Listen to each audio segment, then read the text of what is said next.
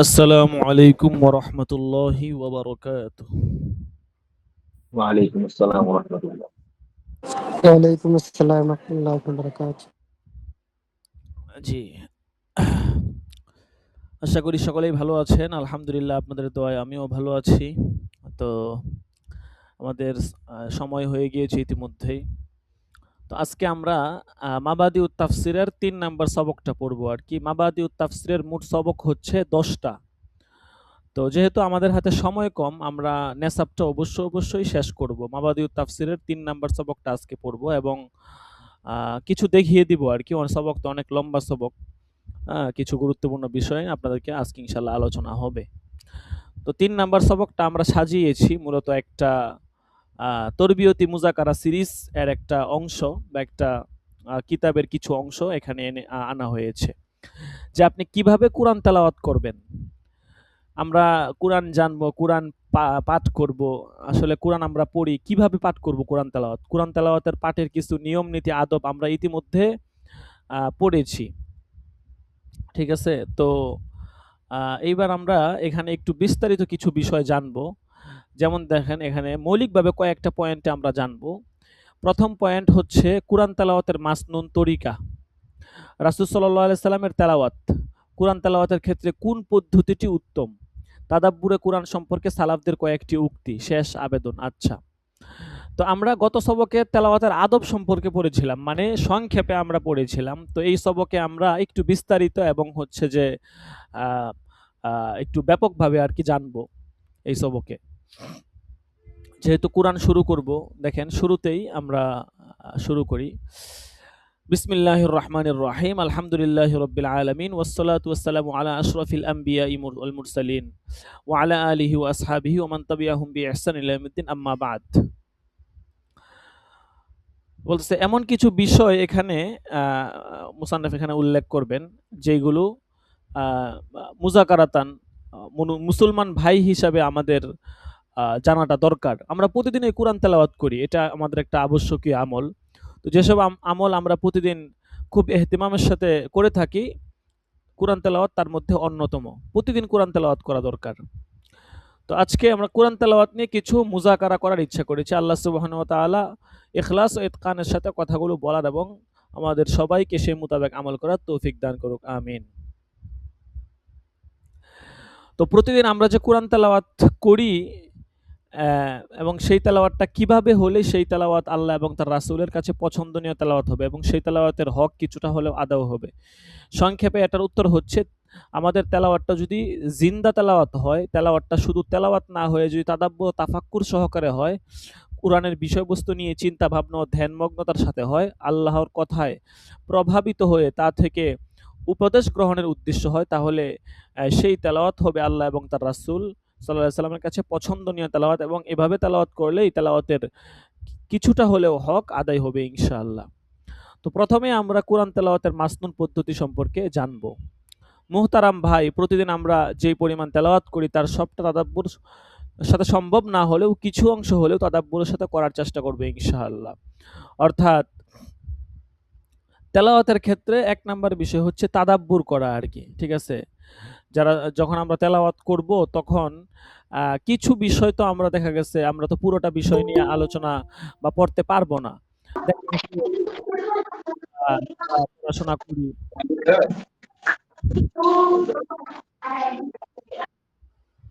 আচ্ছা, যেটা বলতেছিলাম। তো আমরা ধরেন আমরা তো মোটামুটি আল্লাহ তাআলা আমাদেরকে এলেম দিয়েছেন, আমরা মাওলানা হয়েছি। যোগ্যতা আমাদের কম বেশি সবারই আছে। কারো একটু কম আছে, কারো একটু বেশি আছে, এই। তো দেখা গেছে আমরা যখন কোরআন পাঠ করি এমন না যে আমরা কিছুই বুঝি না। ঠিক আছে? মাওলানা হয়েছি অবশ্যই হলেও কিছুটা হলেও বুঝি। ঠিক আছে? বিশেষ করে যারা কিতাব বিভাগে দরস দেন, বিভিন্ন জামাতে কোরআন তরজমা আছে, তাফসিরে জালালাইন আছে, তারা তো অবশ্যই আরো ভালো বুঝেন। ঠিক আছে? তো আসলে আমরা যারা দরজ দেই বিভিন্ন জামাতে আমরা তো কম বেশি বুঝি। কিন্তু যারা দরজ আমরা দেই না তারাও কিন্তু কোরআন কম বেশি বুঝি। এমন না যে একদম বুঝি না, না বুঝে পড়ি। অর্থ বুঝিই না। তো আসলে এখানে আমরা যেটা ১ম যেই কাজটা করব সেটা হচ্ছে আমরা কিছু অংশ, ধরেন আজকে আপনি ১০ পৃষ্ঠা পড়বেন বা ২০ পৃষ্ঠা পড়বেন। তো এই ২০ পৃষ্ঠা যেটা আমরা পড়বো এটার থেকে অন্তত ২ টা আয়াত বা ১ টা আয়াত নিয়ে আমরা একটু ফিকির করব যে আল্লাহ তাআলা এই আয়াতে কি বলতে চাইতেছেন। ঠিক আছে? এরকম অনেক সুন্দর, সুন্দর আয়াত আমরা পাবো। এই আয়াতগুলো আমরা পড়ব। প্রতিনিয়ত কুরআন যতবার পড়ব প্রতিনিয়ত নতুন, নতুন তথ্য পাবো। কুরআন তো একটা মুজিজা। ঠিক আছে? তো দেখেন রাসূল সাল্লাল্লাহু আলাইহি ওয়াসাল্লাম কিভাবে তেলাওয়াত করতেন। হযরত হুযায়ফা রাদিয়াল্লাহু তাআলা আনহু থেকে বর্ণিত আছে একটি হাদিসে রাসূল সাল্লাল্লাহু আলাইহি ওয়াসাল্লামের বিবরণটা এভাবে এসেছে। হাদিসটি সহিহ মুসলিমে এসেছে। এখানে হাদিসটা দিয়েছে।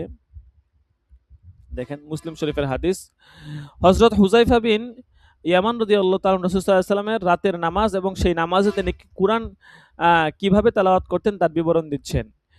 তো হযরত হুযায়ফা রাদিয়াল্লাহু তাআলা আনহু বলেন, সাল্লাইতু মা'আন নবী সাল্লাল্লাহু আলাইহি ওয়াসাল্লাম যাতা লাইলাতিন। আমি এক রাতে রাসূল সাল্লাল্লাহু আলাইহি ওয়াসাল্লামের সঙ্গে নামাজ পড়েছি। ফাফতাতাহাল বাকারা, তিনি সূরা বাকারা শুরু করলেন। ফাকুলতু ইয়ারকাউ ইনদাল মিআতি সুম্মা মাযা। এটা প্রসিদ্ধ হাদিস। হ্যাঁ, আমি মনে মনে বললাম তিনি হয়তো 100 আয়াত পাঠ করে রুকুতে যাবেন, কিন্তু তিনি পড়তে থাকলেন। মানে ভাবলাম যে তিনি হয়তো এক রাকাতে পুরো সূরা পড়ে ফেলবেন, কিন্তু তিনি পড়তেই থাকলেন। ফাকুলতু ইয়ারকাউ বিহা, ভাবলাম যে তিনি হয়তো এই সূরাটা শেষ করে তারপর রুকুতে যাবেন, কিন্তু সূরা বাকারা শেষ করে সূরা আলী ইমরান শুরু করলেন। তারপর তিনি সূরা নিসা শুরু করলেন এবং সম্পূর্ণ সূরা শেষ করলেন। এরপরে নিসা আগে পড়ছেন, তারপরে তিনি আলী ইমরান শুরু করলেন, সেটাও শেষ করলেন। তো তিনি বলতেছিলেন যে ইয়াকরাউ, তিনি পড়তেছিলেন মুতারসিলান, ধীরে ধীরে। ঠিক আছে, ধীরে ধীরে তিনি পড়তেছিলেন। তারাসসুল শব্দ আরবিতে পাবে তাফাউল থেকে। তারাসসুল শব্দের অর্থ হচ্ছে ধীরে ধীরে তেলাওয়াত করা। ঠিক আছে, মুতারাসসিলান, ধীরে ধীরে তেলাওয়াত করতেছিলেন তিনি।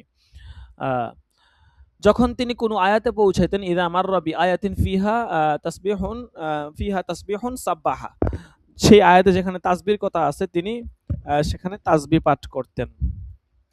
ওয়াইজা মাররা বিসুয়ালিন সাআলা, যখন দোয়া সংক্রান্ত কোনো আয়াতে পৌঁছাতেন তখন তিনি দোয়া করতেন। ওয়াইজা মাররা বিতাআউযিন তাআউযা, যখন কোনো কিছুতে আশ্রয় সংক্রান্ত কোনো আয়াতে পৌঁছাতেন তখন তিনি আশ্রয় চাইতেন। এরপর নবী সাল্লাল্লাহু আলাইহি ওয়াসাল্লাম রুকু সাজদার বিবরণ দেন, কিভাবে রুকু করেন, সাজদা করেন। তাহলে দেখেন এখানে রাসূল সাল্লাল্লাহু আলাইহি ওয়াসাল্লাম কিভাবে তেলাওয়াত করেছেন এইটার একটা ধারণা আমরা এটা পেয়ে গেলাম, যে রাসূল সাল্লাল্লাহু আলাইহি ওয়াসাল্লাম ধীরে সুস্থে তেলাওয়াত করতেছিলেন। মানে আমরা যে অনেক সময় তেলাওয়াত করি দেখা গেছে তাড়াহুড়ার মধ্যে থেকে, নামাজে এমন হয় অনেক সময় যে কোন সূরা পড়ছি প্রথম রাকাতে এটাও আমরা ভুলে যাই। তো এটা হচ্ছে আমাদের তেলাওয়াতের অবস্থা। তো এটা কখনোই কাম্য নয়। রাসূল সাল্লাল্লাহু আলাইহি ওয়াসাল্লাম সূরা বাকারা পড়লেন, সূরা আলে ইমরান, সূরা নিসা পড়লেন, কিন্তু সবগুলো সূরাই ধীরে সুস্থে তেলাওয়াত করলেন। যখন তাআউয সংক্রান্ত বিষয় সামনে আসলো তিনি আল্লাহর কাছে আশ্রয় প্রার্থনা করলেন। তো এরকম ইস্তেগফারের বিষয় আসে তিনি ক্ষমা প্রার্থনা করতেন ইত্যাদি। যেভাবে যখন যেটা আসতো তিনি আল্লাহ তাআলার কাছে সেইভাবে তিনি তেলাওয়াত করতেন। তো দেখেন আজকে একটা নতুন পদ্ধতি পাইলাম তেলাওয়াতের। তো যখন আমরা তেলাওয়াত করব, যখন এরকম আয়াত সামনে আসবে, ধরেন কথার কথা আপনি 4 নাম্বার পারার 16 নাম্বার 14 নাম্বার পৃষ্ঠা আপনি পড়তেছেন, আল্লাযীনা ইয়াযকুরুনাল্লাহা কিয়ামান ওয়া কুউদান ওয়া আলা জুনুবিহিম ওয়া ইয়াতাফাক্কারুনা ফি খালকিস সামাওয়াতি ওয়াল আরদ রব্বানা মা খালাকতা হাযা বাতিলান সুবহানাক ফাকিনা আযাবান নার। বেশ 4-5টা আয়াত আছে, আপনি আয়াতগুলো পড়লেন, পড়ে আল্লাহ তাআলার কাছে ক্ষমা চাইলেন। আল্লাহুম্মা ইন্না নাসআলুকাল জান্নাতা ওয়া নাউযু বিকা মিনান নার বিহাযিহি আয়াতি।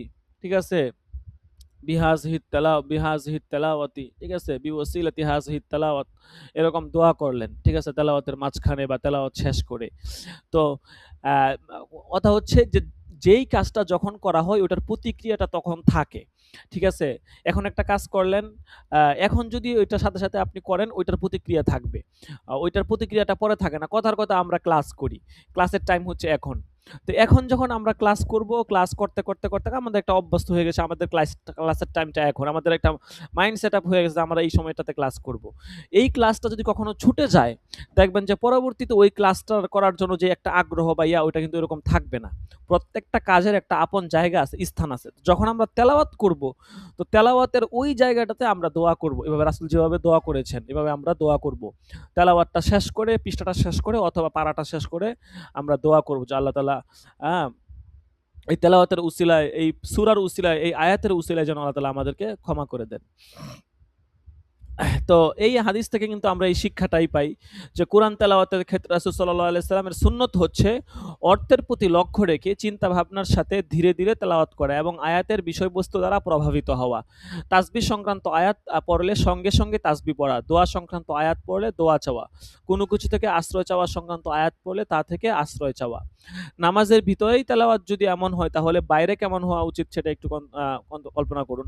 রাসূল সাল্লাল্লাহু আলাইহি সাল্লাম এই আমল মূলত কোরআন তেলাওয়াত সম্পর্কে আল্লাহ তাআলা তাকে যে নির্দেশ দিয়েছেন সেটারই বাস্তবায়ন। আল্লাহ তাআলা বলেছিলেন সূরা মুযাম্মিলের ৭৩ নম্বর আয়াতে ওয়ারাত্তিলিল কুরআনা তারতিলা ওয়া কুরআনান ফারাকনাহু লিতাকরাহু আলান নাসি আলা মুকস ধাপে ধাপে ধীরে ধীরে ওয়ানাজ্জালনাহু তানজিলা। তানজিল মানে হচ্ছে ধীরে ধীরে অবতরণ করা, ঠিক আছে। ইনজাল মানে একসাথে অবতরণ করা, একসাথে পাঠায় দেওয়া, ঠিক আছে। তানজিল মানে হচ্ছে যেটা ধাপে ধাপে নাজিল হয়, এটাকে বলা হয় তানজিল, ঠিক আছে। মুকস মানে ধীরে ধীরে। তো দেখেন কোরআনের আয়াত এবং কোরআনের যেই আল্লাহ তাআলা রাসূলকে যে তেলাওয়াতের কথা বলতেছেন এবং কোরআন যে নাজিল হয়েছে সবগুলোর মধ্যেই কিন্তু এই ধীরে ধীরে বিষয়টা উল্লেখ আছে। এখন আমরা পড়ি আলিফ লাম মিম যালিকাল হুদাল মুতাল্লাযিন, এইটা তো ভাই তেলাওয়াতের কোনো সিস্টেম হইল না। আমরা প্রতিদিন আপনাকে তো বলে নাই যে ৫ পারা ১০ পারা তেলাওয়াত করার জন্য। আমি প্রতিদিন ৫ পৃষ্ঠা তেলাওয়াত করি, ১ পারা তেলাওয়াত করি, একটু ধীরে সুস্থে করি। ১ পারা তেলাওয়াতে ৩০ মিনিট সময় লাগাই, ২৫ মিনিট সময় লাগাই। এই তেলাওয়াতের দেখবেন যে মজা পাওয়া যাবে। হুট করে মানে তাড়াহুড়া করে তেলাওয়াত করতেছি, ৫-৬ পৃষ্ঠা একসাথে পড়ে ফেললাম, রাস্তাতে যাইতেছি। রাস্তাতে যাইতেছি তেলাওয়াত করব, ঠিক আছে, কিন্তু ধীরে সুস্থে করব। ঠিক আছে? একটা পৃষ্ঠা ধীরে সুস্থে পড়ব, ধীরে সুস্থে তারতিলের সাথে পড়ব। এভাবে তাড়াহুড়া করে পড়ব না। তাহলে কোরআনের বিভিন্ন আয়াত থেকে এবং রাসূলের হাদিস থেকে, রাসূলের কর্মপন্থা থেকে আমরা এটা বুঝতে পারলাম যে কোরআন তেলাওয়াতের ক্ষেত্রে ধীরে ধীরে পাঠ করা এটা খুবই জরুরি একটা বিষয় এবং চিন্তা ফিকির করব। আল্লাহ তাআলা সূরাতুল মুহাম্মাদের ৪৭ নম্বর আয়াতে বলেন আফালা ইয়াতাদাব্বারুনাল কুরআন, তারা কি কোরআন নিয়ে তাদাব্বুর চিন্তা ফিকির করে না? আম আলা কুলুবিন আকফালুহা, নাকি তাদের অন্তরে তালা রয়েছে? তো আল্লাহ তাআলা এখানে ধমকের মতো একটা কথা বলতেছেন, তারা কি চিন্তা ফিকির করে না? কাজেই আমরা অবশ্যই চিন্তা ফিকির করব, ঠিক আছে। অপর এক আয়াতে আল্লাহ তাআলা বলেন কিতাবুন আনজালনাহু ইলাইকা মুবারাকুল লিয়াদাব্বারু আয়াতিহি ওয়া লিয়াতাযাক্কারু উলুল আলবাব। এটা এক বরকতময় কিতাব যা আমি আপনার উপর নাজিল করেছি যাতে মানুষ এর আয়াতসমূহ চিন্তা ভাবনা করে এবং বুদ্ধসম্পন্ন ব্যক্তিগণ যেন তা থেকে উপদেশ গ্রহণ করে। তো ঠিক আছে, আমরা তেলাওয়াতের ক্ষেত্রে এই বিষয়টা অবশ্যই খেয়াল রাখবো যে ধীরে ধীরে তেলাওয়াত করা এবং চিন্তা ফিকির করা, তেলাওয়াতের মাঝখানে দোয়া করা, এই ৩টা বিষয় আমরা অবশ্যই খেয়াল রাখবো। প্রথম হচ্ছে তেলাওয়াতটা ধীরে ধীরে করব এবং তেলাওয়াতের মাঝে আমরা দোয়া করব। ৩ নাম্বার বিষয় হচ্ছে আমরা তাদাব্বুর করব, চিন্তা ফিকির করব। রাসূল সাল্লাল্লাহু আলাইহি ওয়াসাল্লাম এর হাদিস থেকে আমরা এই বিষয়টা জানলাম এবং কোরআন থেকেও কিন্তু আমরা এই বিষয়টা বুঝতে পারলাম। এই ৩টা বিষয় আমরা তেলাওয়াতের প্রতি খেয়াল রাখবো। এর পরবর্তী সাবজেক্টে আসি যে কোরআন তেলাওয়াতের ক্ষেত্রে কোন পদ্ধতিটি উত্তম,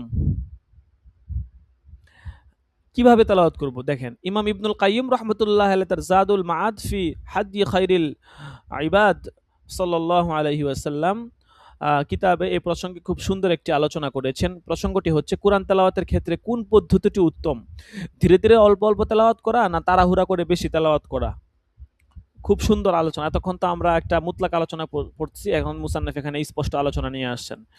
তিনি বলেন ইবনুল কাইয়ুম রাহমাতুল্লাহ আলাইহি অনেক বড় একজন ইমাম ছিলেন। তিনি বলেন এই ব্যাপারে দুটি মত রয়েছে। হযরত আব্দুল্লাহ ইবনে মাসউদ রাদিয়াল্লাহু তাআলা আনহু, আব্দুল্লাহ ইবনে আব্বাস রাদিয়াল্লাহু তাআলা আনহু এবং তাদের মতে আরো অনেকের মত হলো তারতিল ও তাদাব্বুর, অর্থাৎ ধীরে ধীরে চিন্তা ভাবনা সহকারে অল্প তেলাওয়াত করা দ্রুততার সাথে বেশি তেলাওয়াত অপেক্ষা উত্তম। কারণ কোরআনের বিষয়বস্তু বোঝা এবং তা নিয়ে চিন্তা ভাবনা করা, এরপর সে অনুযায়ী আমল করাই হলো মূল উদ্দেশ্য। কোরআন তেলাওয়াত ও তার শব্দ মুখস্থ করা মূল উদ্দেশ্যের জন্য সহায়ক মাত্র। তাই তো সালাফদের মধ্যে কোনো একজন আলেম বলেছিলেন নাযালাল কুরআনু লিয়ুমালা বিহি ফাত্তাখিযু তিলাওয়াতাহু আমালা। কোরআন তো নাজিল হয়েছে যে সেই অনুযায়ী আমল করা হবে, সেই জন্য সুতরাং তার তেলাওয়াতকে আমল রূপে তোমরা গ্রহণ করো। তেলাওয়াত যেন শুধুমাত্র আমাদের গলা পর্যন্তই না থাকে, তেলাওয়াত যেন আমাদের আচরণে, উচ্চারণে, আমাদের মুআমালাতে, মুআশারাতে, প্রতিটা কাজে যেন তেলাওয়াত প্রকাশ পায়, সেই দিকে আমাদের খেয়াল রাখতে হবে। আচ্ছা, কোরআন নাজিল হয়েছে সে অনুযায়ী আমল করার জন্য, কিন্তু মানুষ শুধুমাত্র তেলাওয়াত আমল বানিয়ে নিয়েছে। এখন একটা কথা বলি, দেখেন আমরা যারা কোরআন তেলাওয়াত করি, হাফেজ সাহেবরা যারা আছি, তো আমরা কিন্তু তেলাওয়াতের ক্ষেত্রে এই যে আমরা আপনার তেলাওয়াত কিন্তু ধীরে সুস্থে আমরা তাড়াতাড়িও করতে পারি এবং হচ্ছে আপনার দ্রুতও করতে পারি। কিন্তু আমাদের জন্য উচিত হচ্ছে তেলাওয়াতটা ধীরে, ধীরে করা। ধীরে, ধীরে তেলাওয়াত করে আমরা ওই অনুযায়ী আমরা চিন্তা ফিকির করব এবং চিন্তা ফিকির করে আমরা আমল অনুযায়ী চলার চেষ্টা করব। অনেক বেশি তেলাওয়াত করলাম, অনেক তেলাওয়াত করলাম। কিন্তু তেলাওয়াতটা আমাদের যদি কাজে না আসে তাহলে কোনো লাভ নেই। যেমন ধরেন আ আ কথার কথা যে ধরেন আমরা যারা হাবেস সাব আছি, এখন তেলাওয়াতের ২ টা ধরন। আপনি যদি ১০ টা ২০ টা ৩০ মিনিট সময় লাগায়া তেলাওয়াত করে পড়েন, ইয়াদ না তেলাওয়াতেই করেন। একটা পৃষ্ঠা একবার বা একটু ধীরে সুস্থে পড়েন। এইটার একটা প্রভাব থাকবে। আরেকটা হচ্ছে ১৫ মিনিটে এক পারা পড়া। ২ টার কিন্তু ২ প্রভাব। আ যে সারা বছর আমরা যে কোরআন তেলাওয়াত করি কম বেশ, তেলাওয়াতটা হওয়া চাই ইয়াদের মতো কইরা। মানে তেলাওয়াতটা যেন তেলাওয়াতের মাধ্যমে যেন ইয়াদের একটা প্রভাব চলে আসে। এখন এই ইয়াদের প্রভাবটা কখন আসবে? যখন আমি তেলাওয়াতটা ধীরে সুস্থে করব, হ্যাঁ? এবং তেলাওয়াতটা যখন করব মনোযোগ সহকারে করব। তখন ইয়াদের একটা প্রভাব আমার আ থাকবে তেলাওয়াতের মধ্যে। কিন্তু তেলাওয়াতটা যদি আমি দ্রুত করি, তাড়াহুড়া করি, ১০ মিনিটে, ১২ মিনিটে, ১৫ মিনিটে এক পারা পড়ি তাহলে ইয়াদের প্রভাবটা কিভাবে আসবে? কাজেই আমরা ধীরে সুস্থে তেলাওয়াত করব, তাড়াহুড়া করব না। এই কারণেই আহলে কোরআন বা কোরআনের বাহক তারাই যারা কোরআনের বিষয়বস্তু সম্পর্কে জ্ঞান রাখে এবং সে অনুযায়ী আমল করে, যদিও তারা পুরা কোরআন মুখস্থ করেনি। পক্ষান্তরে যারা পুরো কোরআন মুখস্থ করলো কিন্তু কিছু বুঝলো না এবং সে অনুযায়ী আমল করলো না, তারা কোনোভাবে আহলে কোরআন বা কোরআনের বাহক নয়, যদিও কোরআনের হরফগুলো তীরের মতো সোজা করে সে তেলাওয়াত করে। দ্বিতীয় কারণ হচ্ছে সমস্ত আমলের মধ্যে ঈমানই হলো সর্বোত্তম আমল। কোরআনের বিষয়বস্তু বুঝা এবং তা নিয়ে চিন্তাভাবনা করার মাধ্যমে মুমিনের ঈমান বৃদ্ধি পায়। তাই বুঝে চিন্তাভাবনা সাথে তেলাওয়াত করাটাই হচ্ছে উত্তম আমল। মাসালুল মুনাফিকি আল্লাযী ইয়াকরাউল কুরআনা কামাসালির রায়হানা রিহুহা তাইয়্যিবুন ওয়া তা'মুহা মুররুন। বলতেছে যে রাসূল সাল্লাল্লাহু আলাইহি ওয়াসাল্লাম হাদিসে বলেছেন যে মুনাফিক কোরআন তেলাওয়াত করে তার দৃষ্টান্ত হচ্ছে ওই ফুলের মতো যার ঘ্রাণ সুন্দর কিন্তু স্বাদ তিতা। ঠিক আছে? এই ব্যাপারে মানুষ মোট ৪ ধরনের। ১ নাম্বার হচ্ছে যার মাঝে ঈমান আছে এবং কোরআন তেলাওয়াতও আছে। ২ নাম্বার যার মাঝে ঈমান আছে কিন্তু কোরআনের তেলাওয়াত নেই। ৩ নাম্বার যার মাঝে কোরআন তেলাওয়াতও আছে কিন্তু ঈমান নেই। ৪ নাম্বার যার মাঝে ঈমানও নেই, কোরআন তেলাওয়াতও নেই।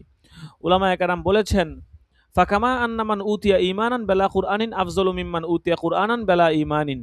ফাকাযালিকা মান উতিয়া তাদাব্বুরান ওয়া ফিহি মা ফিত তিলাওয়াতি আফযলু মিম্মান উতিয়া কাসরাতু কিরাআতিন ওয়া সুরআতুহা বিলা তাদবিরিন। যার মাঝে ঈমান আছে তবে কোরআন তেলাওয়াত নেই, সে ওই ব্যক্তি অপেক্ষা উত্তম যার মাঝে কোরআন তেলাওয়াত আছে কিন্তু কি নেই? ঈমান নেই। তেমনিভাবে যে ব্যক্তি বুঝে চিন্তা ভাবনার সাথে তেলাওয়াত করে সে ওই ব্যক্তি অপেক্ষা উত্তম যে চিন্তা ভাবনা ছাড়া দ্রুততার সাথে বেশি পরিমাণে তেলাওয়াত করে। অনেক বেশি তেলাওয়াত করি কি চিন্তা ফিকির করি না। তাহলে যে ব্যক্তি আমার এরকম দ্রুততা থেকে ধীরে সুস্থে ৮-১০ পৃষ্ঠা এক পারা পড়ে সে আরো ভালো। তাছাড়া ধীরে চিন্তা ভাবনা করে তেলাওয়াত করা রাসূল সাল্লাল্লাহু আলাইহি সাল্লামের সুন্নত হাদিসে এসেছে তিনি খুব ধীরে তেলাওয়াত করতেন। ফলে একটা সূরা দীর্ঘ হয়ে যেত। কখনো তিনি একটি মাত্র আয়াত সারা রাত তেলাওয়াত করতে থাকতেন। ঠিক আছে? এরপর দেখেন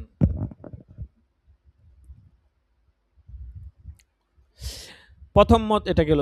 দ্বিতীয় মত ইমাম শাফি রাহমাতুল্লাহি আলাইহি অনুসারীদের মত, তারা বলেন বেশি পরিমাণে তেলাওয়াত করা ধীরে অল্প করা অপেক্ষা উত্তম। মানে বেশি পরিমাণে তেলাওয়াত করা তারা বলেন ধীরে অল্প তেলাওয়াত করা থেকে উত্তম। এটা হচ্ছে ইমাম শাফি এবং তাদের অনুসারীদের মত। হযরত আব্দুল্লাহ ইবনে মাসউদ থেকে বর্ণিত আছে এক হাদিসে রাসূল সাল্লাল্লাহু আলাইহি ওয়াসাল্লাম বলেছেন, মান ক্বারাআ হারফান মিন কিতাবিল্লাহি ফালাহু বিহি হাসানাতুন। মানে যে ব্যক্তি কোরআনের একটি হরফ তেলাওয়াত করে সে এর বিনিময়ে একটি নেকি পাবে, আর একটি নেকি ১০টি নেকির সমান। আমি এই কথা বলি না যে এই হাদিসের মাধ্যমে তারা দলিল দেয় আরকি। দ্বিতীয় কারণ হচ্ছে হাদিসে এসেছে হযরত উসমান রাদিয়াল্লাহু এক রাকাতে পুরো কোরআন তেলাওয়াত করে ফেলতেন। পূর্ববর্তী অনেক বুজুর্গদের ব্যাপারে এই ধরনের বর্ণনা এসেছে। তো ইমাম শাফি রহমতুল্লাহ আলাই কিন্তু এবং তাদের অনুসারীরা এই কথাগুলো বলতেন যে ধীরে তেলাওয়াত করার চেয়ে তাড়াহুড়া করে তেলাওয়াত করা, এবং তাড়াহুড়া বলতে অত যাতে হরফগুলো বোঝা যায় এরকম তেলাওয়াত বেশি করা উত্তম।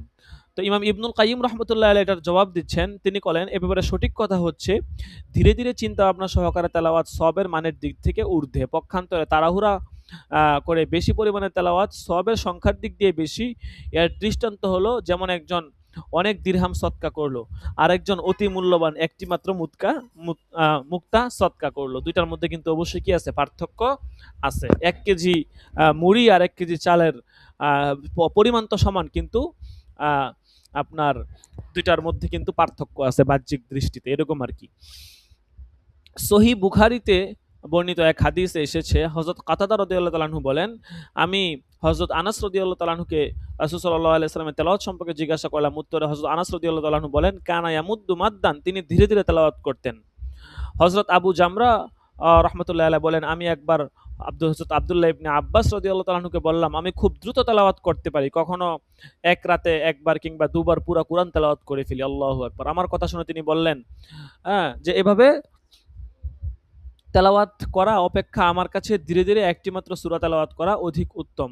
তুমি যদি করতে চাও তাহলে এমনভাবে তেলাওয়াত করো যেন তোমার তেলাওয়াত তুমি শুনতে পাও এবং অন্তর দিয়ে তার মর্ম উপলব্ধি করতে পারো। তাহলে হযরত আব্দুল্লাহ বিন আব্বাস, ইবনে আব্বাস, যাকে রঈসুল মুফাসসিরিন বলা হয়, উনিও কিন্তু এই মত দিয়েছেন যে ধীরে ধীরে তেলাওয়াত করা আমি বেশি পছন্দ করি। ইব্রাহিম নাখাই রহমতুল্লাহি আলাই, হযরত আলকামা আব্দুল্লাহ ইবনে আব্বাসের সামনে কোরআন তেলাওয়াত করলেন। তার কণ্ঠস্বর ছিল খুব সুন্দর। তখন আব্দুল্লাহ বিন মাসউদ বললেন, রত্তিল, অর্থাৎ ধীরে ধীরে পড়ো, ফিদাকা আবি ওয়া উম্মি ফাইন্নাহু যুইনাল কুরআন, যে আমার মা বাবা তোমার জন্য কুরবান হোক, এটাই কোরআনের সৌন্দর্য। ঠিক আছে, এরকম ভাবে একাধিক রেফারেন্স এখানে নিয়ে আসা হয়েছে। তার মানে আমরা কিন্তু যেটা বুঝলাম যে এই তাড়াহুড়া করে তেলাওয়াত করা, এটা ইমাম শাফি এবং তার কিছু অনুসারীরা এবং হয়তো কত আলেম বলেছেন, কিন্তু ধীরে ধীরে তেলাওয়াত করা এবং ধীরে ধীরে অল্প তেলাওয়াত করার ব্যাপারে কিন্তু অনেক বড় বড় মনীষী, বড় বড় সাহাবায়ে কেরাম এবং রাসূলের হাদিস এবং কুরআন থেকে কিন্তু আমরা প্রমাণ পেলাম। কাজেই ধীরে সুস্থে অল্প তেলাওয়াত করা এটা হচ্ছে অধিক শক্তিশালী মত, এবং এইটার উপরে আমল করাটা শ্রেয়। কাজেই আমরা তাড়াহুড়া করে অনেক বেশি পরিমাণ পড়ার চেয়ে ধীরে সুস্থে তেলাওয়াত করবে এবং অল্প পড়বো, এটার মধ্যে মজা পাওয়া যাবে। আপনি ধীরে সুস্থে, আপনাকে আল্লাহ তাআলা যতটুকু সুর দিচ্ছে সুর দিয়া পড়বেন। ঠিক আছে, এখন যদি বলেন হুজুর আমার সুর নাই, আপনার যতটুকু সুর আছে অতটুকু সুর দিয়ে আপনি পড়েন। আল্লাহ তাআলা সবাইকে তো আর সুর সমান দেয় না। আল্লাহ তাআলা যতটুকু দিচ্ছে অতটুকু দিয়েই পড়বেন, কোনো সমস্যা নেই। দেখেন, তাদাব্বুরে কোরআন সম্পর্কে সালাফদের কয়েকটি উক্তি। তো আমরা একটা পয়েন্ট ছিল যে আমরা কোরআন নিয়ে ফিকির করব, চিন্তা ফিকির করব। তো তাদাব্বুরে কোরআন সম্পর্কে সালাফদের কয়েকটা উক্তি দেখেন। তাদাব্বুরে কোরআন সম্পর্কে সালাফদের মূল্যবান কয়েকটি উক্তি বলে শেষ করে দিচ্ছি। হযরত হাসান বসরি রহমতুল্লাহ আলাইহি বলতেন যে তোমাদের পূর্বে যারা ছিলেন, অর্থাৎ সাহাবায়ে কেরাম, তারা কোরআনকে আল্লাহর পক্ষ থেকে আসা গুরুত্বপূর্ণ বার্তা বা চিঠি মনে করতেন। তারা রাতের বেলা গভীর চিন্তা ভাবনার সাথে তেলাওয়াত করতেন আর দিনের বেলা সে মোতাবেক আমল করতেন। শাইখুল ইসলাম ইবনে তাইমিয়া রাহমাতুল্লাহি আলাইহি বলেন, মান তাদাব্বারাল কুরআনা তালিবান আল হুদা মিনহু তাবাyyana লাহু তরিকুল জান্নাতি, যে ব্যক্তি কোরআন তেলাওয়াত থেকে হেদায়েত গ্রহণের উদ্দেশ্যে চিন্তা ভাবনার সাথে তেলাওয়াত করে তার সামনে অবশ্যই হকের রাস্তা স্পষ্ট হয়ে যায়। আল্লাহ তাআলা বলেছেন, আলা বিযিকরিল্লাহি তাতমাইন্নুল কুলুব, যে আল্লাহর স্মরণের দ্বারা অন্তরসমূহ প্রশান্তি লাভ করে। তো অন্তর কখন প্রশান্তি লাভ করবে? যখন আমরা এরকম ধীরে সুস্থে চিন্তা ফিকির করে তেলাওয়াত করব। ঠিক আছে, আল্লাহ তাআলার দিকে যদি আমরা ফিরে যাই, তখন দেখবেন যে অন্তর প্রশান্তি লাভ করবে। তো দোয়া কবুলের জন্য একটা সহজ মানে পন্থা এবং সহজ বিষয় হচ্ছে যে সুখের সময়ও আল্লাহ তাআলাকে স্মরণে রাখবো এবং দুঃখের সময়ও আল্লাহ তাআলাকে স্মরণে রাখবো। আমাদের অবস্থাটা হচ্ছে এমন, আমরা শুধু দুঃখের সময় আল্লাহ তাআলাকে স্মরণ করি, দুঃখের সময় আল্লাহ তাআলার কাছে হাজির নাজির হই, আল্লাহ তাআলাকে নিজের খারাপ অবস্থাগুলোর কথা বলি, সেজদায় দিয়ে নামাজ পড়ি। কিন্তু যখন সুখে থাকি, যখন আল্লাহ তাআলা আমাদেরকে একটা ভালো অবস্থানে রাখেন, তখন আল্লাহ তাআলাকে ভুলে যাই। ঠিক আছে, তো দোয়া কবুল যদি আমরা আল্লাহ তাআলার কাছে আশা রাখি, সেই ক্ষেত্রে আমাদেরকে এটা মাথায় রাখতে হবে যে সুখে দুঃখে সর্বাবস্থায় আল্লাহ তাআলাকে স্মরণ করতে হবে। হাদিস শরীফে এসেছে যে কিয়ামতের দিন সর্বপ্রথম তাদেরকে জান্নাতে প্রবেশ করতে বলা হবে যারা সুখে দুঃখে সর্বাবস্থায় আল্লাহ তাআলাকে স্মরণে রাখতেন, আল্লাহ তাআলার প্রশংসা করতেন। হযরত ইবনে হুরায়রা রাহমাতুল্লাহি আলাইহি বলেছেন যে কুরআন কারীমের তাদাব্বুর নিয়ে চিন্তা ভাবনা করা থেকে আল্লাহর বান্দাদেরকে দূরে সরিয়ে রাখা শয়তানের একটি চক্রান্ত, কারণ সে জানে কোরআনের বিষয়বস্তু নিয়ে চিন্তা ভাবনা করলে তারা হেদায়েত পেয়ে যাবে। জাইলু তাবাকাতিল হানাবিলা কিতাবের মধ্যে আছে আর কি। ইমাম ইবনে রজব হাম্বলী রাহমাতুল্লাহি আলাইহি বলেছেন, নফল আমলের মধ্যে যে আমল দ্বারা আল্লাহর সবচেয়ে বেশি মহব্বত লাভ হয় তা হচ্ছে কোরআনের তেলাওয়াত, বিশেষ করে যখন তা হয় গভীর চিন্তা ভাবনার সাথে। আল্লামা ইবনুল কাইয়্যিম রাহমাতুল্লাহি আলাইহি বলেছেন, লা শাইআ আনফাউ লিল কলবি মিন কিরাআতিল কুরআন বিত্তাদাব্বুরি ওয়াত তাফাক্কুরি। আত্মার পরিশুদ্ধির জন্য তাদাব্বুর ও তাফাক্কুর বা চিন্তা ভাবনার সাথে কোরআন তেলাওয়াত অপেক্ষা অধিক উপকারী কিছু নেই। আচ্ছা, তিনি আরো অনেক বলেন।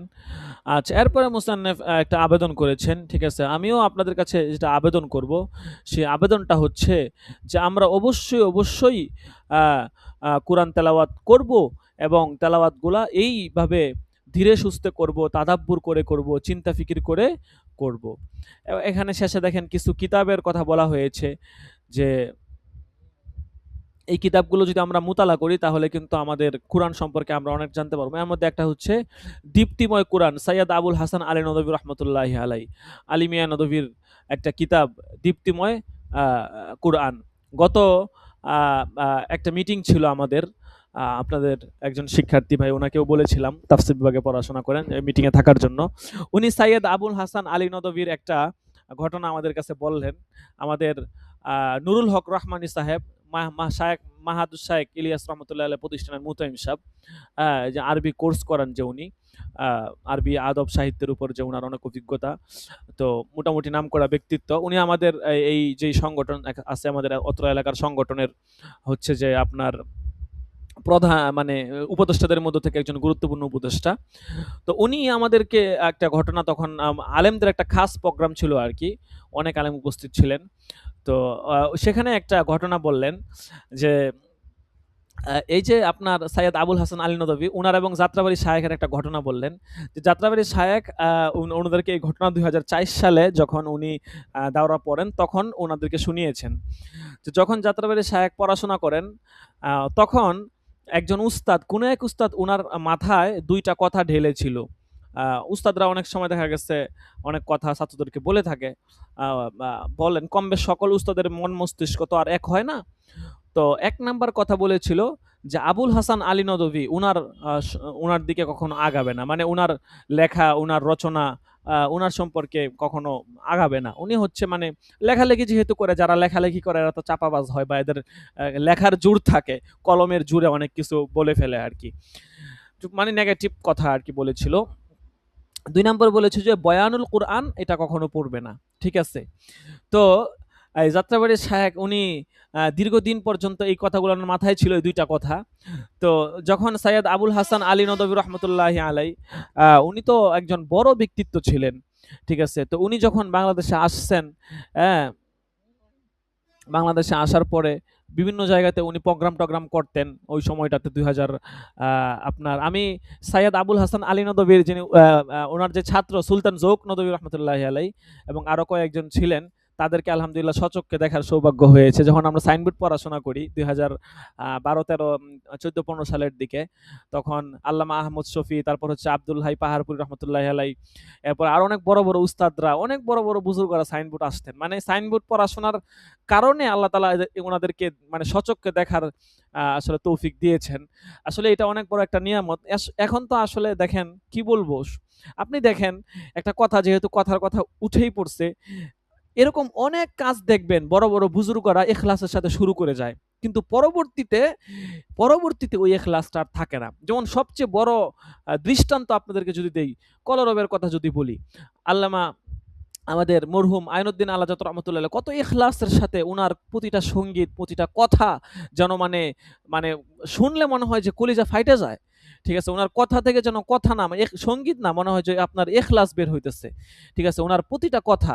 তো দেখেন উনি যখন আপনার যখন এই সংগঠন প্রতিষ্ঠা করেন, কলরব প্রতিষ্ঠা করেন, কি পরিমাণ ইখলাস ছিল। এবং উনার হাতে করা ছাত্র একজন ছিল মনিরুল ইসলাম নাম, আমরা তার সাথে হেফজতে পড়েছিলাম। উনি আমাদেরকে অনেক ঘটনা শুনিয়েছিল, আইনুদ্দিন আলাজাত রহমতুল্লাহ এর ঘটনা, অনেক সুন্দর সুন্দর ঘটনা শুনিয়েছিল। যাই হোক, তো তো এখন যেটা বলতেছিলাম যে দেখেন উনি যখন এই সংগঠন শুরু করে, উনি কত ইখলাসের সাথে এই সংগঠনটা শুরু করেছিল, আর আজকে দেখেন এই সংগঠন কোথায়। কোথায় কিসের ইখলাস, কোথায় কি আজকে? তো আমাদের মানে লজ্জা লাগলেও বলবো না যে সাইনবোর্ড মাদ্রাসা দেখেন, জামিয়াত ইব্রাহিম মাদ্রাসা একটা সময় মানে এমন এখলাসের সাথে ছিল কল্পনাতীত। আমরা আলহামদুলিল্লাহ আমরা ওই সময়টা পেয়েছি। আমি আলহামদুলিল্লাহ দীর্ঘ ৭ বছর ওখানে পড়াশোনা করেছি। ১ বছর না, দীর্ঘ ৭ বছর। আরো পড়াশোনা করতাম, কিন্তু মানে শেষ সময়ে এসে আসলে যেই হোক আমরা অন্য জায়গাতে চলে আসি। ঠিক আছে? এখানে অনেক ইতিহাস আছে। তো যাই হোক, যখন আমরা পড়াশোনা করি ওই তখনকার সময়ের ইখলাস এবং তখনকার সময়ের যে রুহানিয়ত এখন আর এটা সেখানে অবশিষ্ট নাই। অনেক তফাৎ চলে আসছে, অনেক তফাৎ। এটা আসলে আপনাদেরকে বলে বুঝানো যাবে না। ঠিক আছে? কারণ আমরা তো ওই সময়টাতে ছিলাম। তো ওই ইখলাসের কারণেই এত বড়, বড় ব্যক্তিদেরকে আমরা সচক্ষে দেখার আ তৌফিক হয়েছে। উনার সৈয়দ আবুল হাসান আলী নদভীর যে ছাত্র শাগিরদেরকেও আমরা আলহামদুলিল্লাহ দেখেছি। তো এই সৈয়দ আবুল হাসান আলী নদভী উনার যে আপনার কি বলে উনার সম্পর্কে যে একটা কথা, যে ঘটনা বলতে নিয়েছিলাম, উনার সম্পর্কে এই কথা বলেছিল।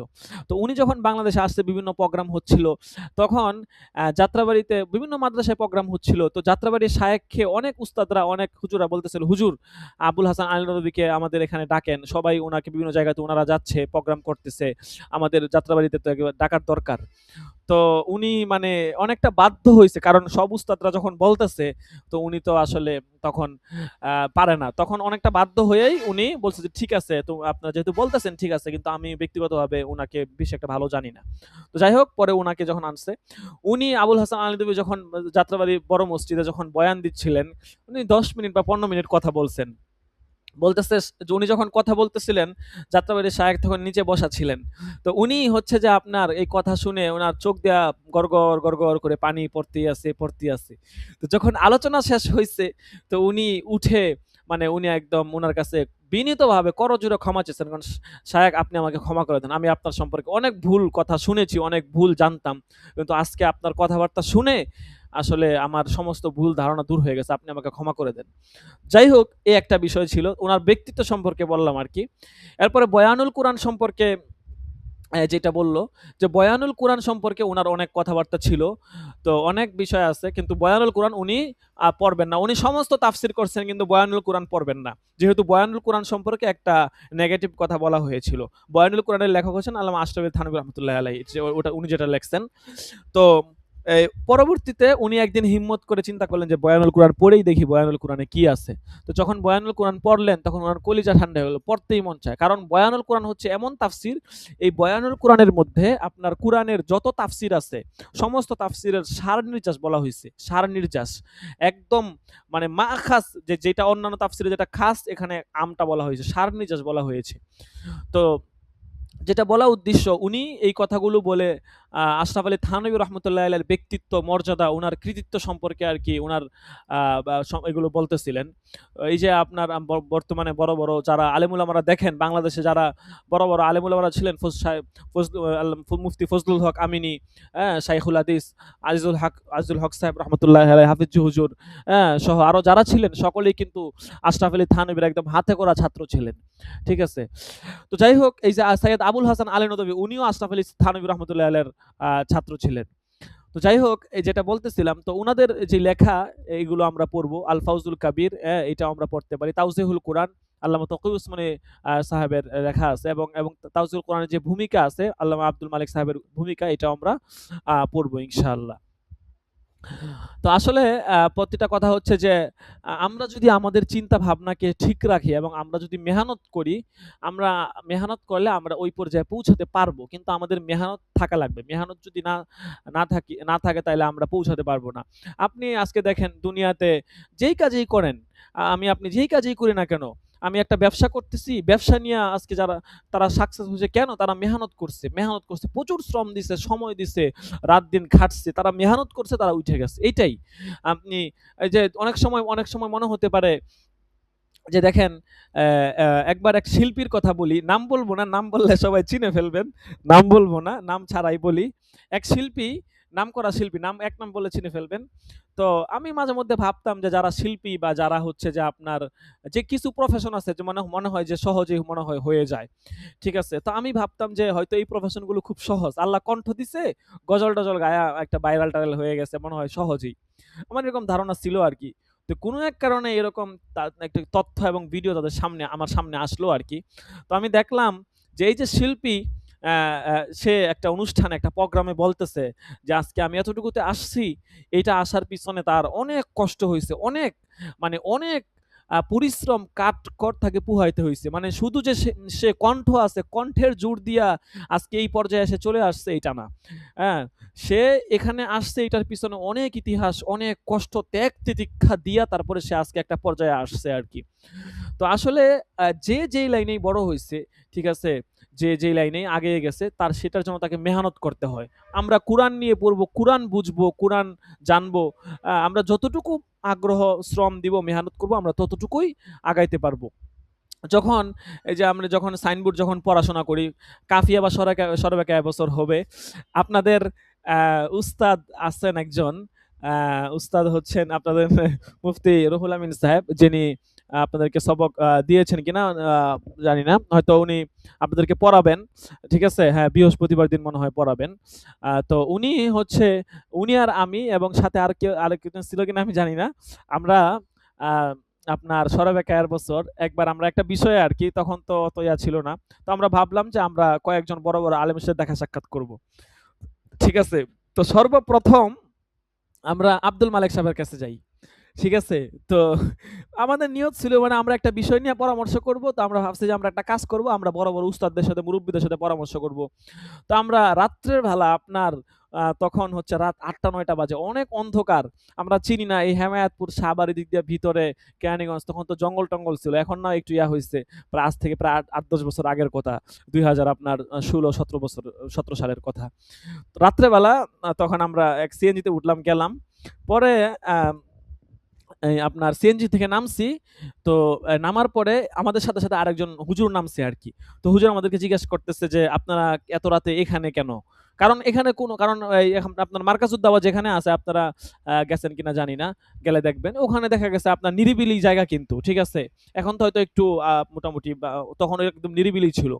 তো বলতেছে, "আপনারা এত রাতে এখানে বুঝলাম না। কোথায় যাবেন বা কি?" বললাম যে, হুজুর আম আমরা তো হুজুর বলছি না ভাই, ভাই আমরা এই মার্কাজুদ দাওয়াতে যাবো। আব্দুল মালেক সাহেব হুজুরের সাথে দেখা সাক্ষাৎ করব। বলতেছে, "এখন যাবেন? এত রাতে আসছেন, দেখা করবেন? আচ্ছা ঠিক আছে আসেন।" আ পরে বললাম যে, "হুজুর ভাই কি আপনি ওখানেই কি পড়েন নাকি?" বলতেছে, "হ্যাঁ, আমি ওখানেই।" তো উনি কিন্তু মার্কাজুদ দাওয়ার একজন বড় শিক্ষক ছিলেন। কিন্তু আমরা বুঝতে পারি নাই। যাই হোক পরে আমরা গেছি, যাওয়ার পরে আমাদেরকে উনি উনার ইয়াতে নিয়ে গেলেন। আব্দুল মালেক সাহেব হুজুর যেখানে থাকেন। বিশাল বড় লাইব্রেরি, কুতুবখানা, সেটা পার হয়ে তারপরে আমরা উনি হুজুরের কাছে নিয়ে গেলেন আরকি। আমরা কিছুক্ষণ অপেক্ষা করলাম। তো আব্দুল মালেক সাহেবের হুজুরের কাছে গেলাম, দেখলাম হুজুরে একটা আপনার চেয়ারের মধ্যে বইসে, বইসে মুতালা করতেছেন। রাত্রের বেলা তো হুজুরে বলতেছে যে, "আসছেন কোথা থেকে? এত দূর থেকে আসছেন।" ঠিক আছে? আমরা কিন্তু ছাত্র মানুষ, একদম সাধারণ পাবলিক আরকি। ছাত্র বুঝেন না, সরাবেকায় পড়ি। তো উনি যাওয়ার পরেই ভালো-মন্দ জিজ্ঞাসা করা, বেশি কথা বললাম না। তো হুজুরে যাইতে হুজুরে বললেন যে, "কোন জামাতে পড়েন?" আমি বললাম যে, "হুজুর সরবেকায়া পড়ি।" পরে বলতেছে যে, সরবেকায়া যিনি লেখছেন আ উনি এই সরাবেকায়ের যে মূল মুসান্নেফ, উনি যিনি সরা লেখছেন, ওয়াকিয়ার সরা লেখছেন, উনি কি উনার দাদা নাকি নানা ছিলেন? এরকম একটা প্রশ্ন করছেন। তো আমরা তো ঐরকম উত্তর দিতে পারি নাই। আমরা বা একটা বলছিলাম, হুজুরে আরেকটা রদ করে আরেকটা বলছেন। তো বলতেছে, "এইটা তাহকিক করে নিয়ে আসবেন, এটা তাহকিক করবেন।" ঠিক আছে? তো আসলে আমাদের কপাল পুরা। আমরা আসলে আমরা কিন্তু চাইলে পরবর্তীতে তাহকিক করে হুজুরের সাথে একটা সম্পর্ক করে একটা পর্যায়ে যেতে পারতাম। কিন্তু দেখা গেছে আমরা দূর থেকে আসছি, কোথায় সাইনবোর্ড নারায়ণগঞ্জ, কোথায় হচ্ছে আপনার কেরানীগঞ্জ। মোটামুটি দূর হয়ে যায়। তো সব মিলায় আর পরবর্তীতে যাওয়া হয় নাই।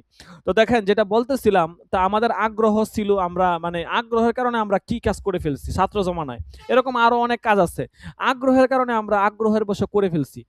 তো মানুষের যখন কোনো বিষয় নিয়ে আগ্রহ থাকে যে, "না আমি এটা করেই ছাড়বো", তখন সে পারবে।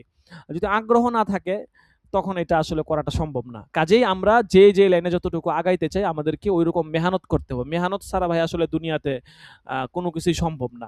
ঠিক আছে? তো আমরা পড়াশোনা করি আর যেটাই করি, আমরা যদি আগ্রহ নিয়ে মেহনত নিয়ে করতে পারি, আশা করি ইনশাআল্লাহ আমরা আগাইতে পারবো। আচ্ছা, মোটামুটি অনেক সময় চলে গিয়েছে।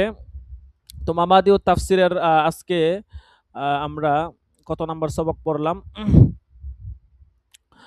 আজকে হচ্ছে আমরা মাবাদি ও তাফসিরের ৩ নাম্বার সবকটা পড়েছি। আ তো এই সবকটা আমি এখনই আপনাদেরকে গ্রুপে দিয়ে দিচ্ছি, কারণ পরবর্তীতে মনে থাকে না। আ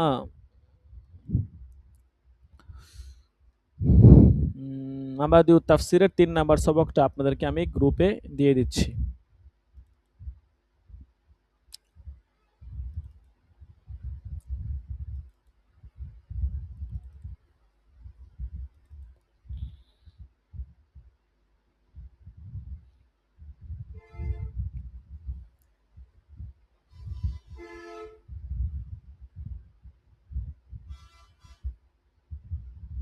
আচ্ছা, এরপর আমাদের হচ্ছে আদিয়াতুল কুরআন। আদিয়াতুল কুরআন থেকে অল্প একটু পড়ি। গত ক্লাসে মনে হয় সম্ভবত আমরা আদিয়াতুল কুরআনের 1 নাম্বার সবকটা, কত নাম্বার সবক পড়েছিলাম গ্রুপে দেওয়া আছে, এখানে দেখলে বুঝতে পারবো।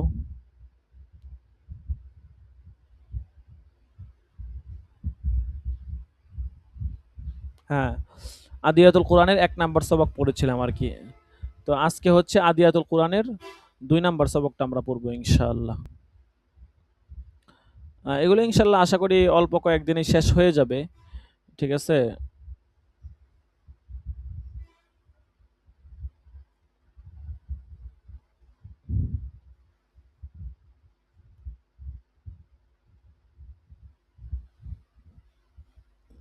প্রথম আমাদের নেসাব অবশ্যই শেষ করতে হবে। প্রথম সেমিস্টার পরীক্ষার যেই নেসাব, তারপরে দ্বিতীয় সেমিস্টারের যেই নেসাব, নেসাব শেষ না করলে আমাদের মনে করেন যে আপনার মানে এই জন্য ক্লাস অনেক সময় একটু কম বেশি হবে আর কি। দেখা গেছে আপনার অনেক সময় বেশি হতে পারে, অনেক সময় কম হতে পারে। হ্যাঁ, কাজেই আমাদেরকে একটু ক্লাসে আমরা যদি আগে আগে চলে আসি তাহলে আশা করি ইনশাল্লাহ নেসাব শেষ হয়ে যাবে। যদি নেসাব শেষ না করি তখন আবার এটা কষ্টকর হয়ে যাবে পরবর্তীতে, ঠিক আছে। এই জন্য কম বেশি ইনশাল্লাহ আমরা মোটামুটি সবগুলোই পড়ে ফেলবো। আর ভাগ ভাগ করা আছে, তো ওই ভাগ অনুযায়ী আমরা ইনশাল্লাহ পড়বো। আচ্ছা, আপনাদেরকে হোয়াটসঅ্যাপ গ্রুপে আদিয়াতুল কুরআনের 2 নাম্বার যে সবকটা আছে ওইটাও দিয়ে দিচ্ছি। আর শিটগুলো যেহেতু আমরা প্রিন্ট নিব, প্রিন্টের যে টাকা আছে 2000 টাকার মতো লাগবে আর কি। আমরা কষ্ট করে প্রিন্টের টাকাটা একটু ম্যানেজ করে ফেলি। মানে আমরা কুরবানির পরেই শিটগুলো প্রিন্ট করতে চাচ্ছি আর কি ফাইনালি। তো আমরা আর বিলম্ব করব না, বিলম্ব না করে কষ্ট করে এই কুরবানির আগেই আমরা শিটগুলো প্রিন্টের যে টাকা খরচ আছে এটা আমরা ইনশাল্লাহ দিয়ে দিব। যদি এটা টাকাটা আমরা দিয়ে দিতে পারি তাহলে আমাদের জন্য সহজ আর কি। আমরা কুরবানির পরেই প্রিন্ট দিয়ে দিব। এখন এটা আপনাদের কাছে রাখলে ইনশাল্লাহ ফায়দাজনক হবে, ঠিক আছে। কোরআনের জন্য কত টাকা পয়সা তো কতভাবে ব্যয় হয়। কোরআনের জন্য আমরা কিছুটা করলাম, কিছুটা চেষ্টা করলাম, ফিকির করলাম, ঠিক আছে। কোরআনের জন্য কখনো করলে আল্লাহ তাআলা আমাদেরকে মানে এই 2-4-5 টাকা খরচ হয়ে গেলে আমাদের বরকত কমে যাবে না, ঠিক আছে। ইখলাসের সাথে আমরা আগাবো, আল্লাহ তাআলা আমাদেরকে ইনশাল্লাহ বরকত দিবে। দেখেন, আদিয়াতুল কোরআনের 2 নাম্বার সবক আজকে হবে দোয়া ও মুনাজাতের আদব। আমরা যে দোয়া করি, মুনাজাত করি, খালি বলি কবুল হয় না, কবুল হয় না। এর প্রত্যেকটার কিছু আদব আছে। তো এখানে আ আ আপনার বেশ কিছু লেখা ছিল। এগুলো আমি বিভিন্ন জায়গা থেকে সংকলন করে তারপর হচ্ছে আপনার দরস আকারে সাজিয়েছিলাম। দেখেন, আপনি দেখবেন কোনো মানুষ যখন কারো কাছে কিছু চায় তখন আদব কায়দা বা শিষ্টাচারের সঙ্গেই তা চায়। সে নিজের কথা সুন্দর করে উপস্থাপনা পদ্ধতি আকর্ষণীয় করার চেষ্টা করে। এমনিভাবে দরখাস্ত যত গুরুত্বপূর্ণ হবে তার আদব উপস্থাপনা ততই সুন্দর ও মার্জিত করা হয়। এ সকল প্রচেষ্টার উদ্দেশ্য একটাই থাকে, তা হলো সে যা আবেদন করছে তা যেন পায়, ঠিক আছে। এখন আমরা আল্লাহ তাআলার কাছে চাই, আমরা অবহেলার সাথে চাই।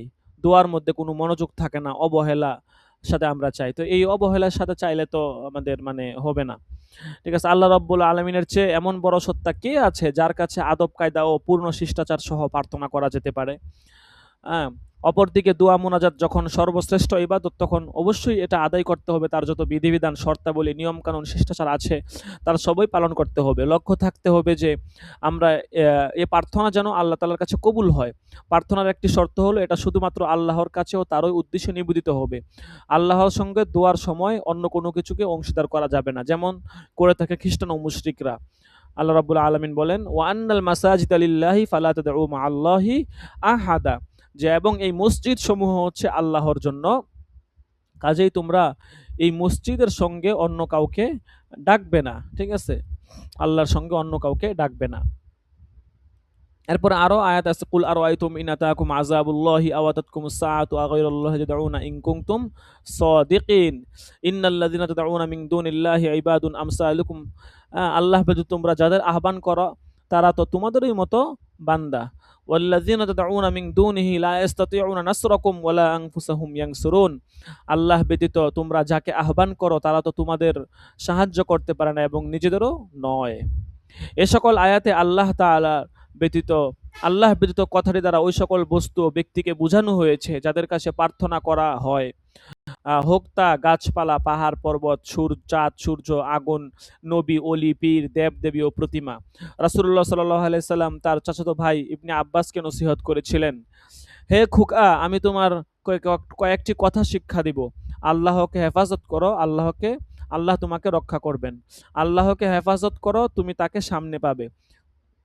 তো আল্লাহকে হেফাজত করা দ্বারা আসলে কি বোঝানো হয়েছে এটা কিন্তু স্পষ্টই। ঠিক আছে, লেখছে, জেনে রেখো পুরো জাতি যদি তোমাকে উপকার করতে একত্রিত হয় তবু তোমার কোনো উপকার করতে পারবে না, তবে আল্লাহ তোমার জন্য যা লিখে রেখেছেন। এমনিভাবে পুরো জাতি যদি তোমার ক্ষতি করার জন্য একত্র হয় তবু কোনো ক্ষতি করতে পারবে না, তবে আল্লাহ যা তোমার বিপক্ষে লিখে রেখেছেন। কলম উঠিয়ে নেওয়া হয়েছে আর দফতর শুকিয়ে গিয়েছে। তিরমিজি শরীফের হাদিস। প্রার্থনাকারীকে রিয়া অর্থাৎ লোক দেখানো ভাবনা ও সুমআ অর্থাৎ সমাজে প্রচার ভাবনা থেকে সর্বদা মুক্ত থাকতে হবে। দোয়া নিবেদন হতে হবে কেবল আল্লাহর উদ্দেশ্যে। রাসূল সাল্লাল্লাহু আলাইহি ওয়াসাল্লাম বলে দিয়েছেন, মান সামিআ সামিআ আল্লাহু বিহি ওয়া মান ইউরাই ইউরাইল্লাহু বিহি। যে মানুষকে শোনানোর উদ্দেশ্য জন্য কাজ করলো আল্লাহ তার মানুষকে শুনিয়ে দিবেন, আর যে মানুষকে দেখানোর জন্য না দেখানোর জন্য কাজ করলো আল্লাহ তা মানুষকে দেখিয়ে দিবেন। কাজেই মানুষকে শোনানোর উদ্দেশ্যে না, মানুষকে দেখানোর জন্য না, বরং আমরা কি করব, একমাত্র আল্লাহ তাআলার জন্য কাজ করব। প্রতিটা কাজের মধ্যে যদি ইখলাস না থাকে এই কাজের ভাই কোনো দাম নেই। দোয়ার আদবের বিস্তারিত বিবরণ। দোয়া করার সময় তা কবুল হওয়ার ব্যাপারে এই দৃঢ় বিশ্বাস রাখা এবং দৃঢ়তার সঙ্গে দোয়া করা। ঠিক আছে, এক নাম্বার, আমরা যে দোয়া করব, দোয়ার কিছু আদব আছে, সেই আদবগুলোর প্রতি আমরা অবশ্যই খেয়াল রাখব। ঠিক আছে, আদব ছাড়া আমরা কখনো কি করব না, দোয়া করব না। আচ্ছা, একটু লাইনে থাকেন, দেখি। আল্লাহু আকবার।